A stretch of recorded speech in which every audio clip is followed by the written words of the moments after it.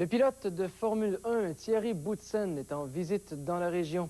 Comme chaque année depuis 6 ans, avant le Grand Prix du Canada, le pilote belge se prépare à la course au domaine de son commanditaire et ami Louis Schmitz, un millionnaire qui a sa résidence secondaire à Grand-Mère. Et c'est là que l'an dernier, Boutsen avait fêté sa victoire du Grand Prix du Canada. Le Québec a réussi à Boutsen, pas seulement parce qu'il y a gagné son premier Grand Prix l'an dernier sous une pluie battante, mais aussi parce qu'il bénéficie d'un havre paisible et aéré près du lac Mont-d'Or à Sainte-Flore-de-Grand-Mère.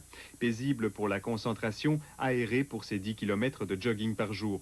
C'est finalement un sas de décompression après une suite ininterrompue de courses européennes. Pour passer quelques jours ici, c'est fabuleux parce que c'est toujours suite à une période très chargée en Europe. Il faut savoir que les 18 derniers jours que j'ai passés avant de venir ici au Canada, j'ai passé 13 jours dans ma voiture de course à la conduire, soit pour faire des courses, soit pour faire des essais, donc j'étais extrêmement fatigué. Thierry Boutsen loge chez son ami Louis Schmitz, un industriel belge qui a des intérêts dans le papier.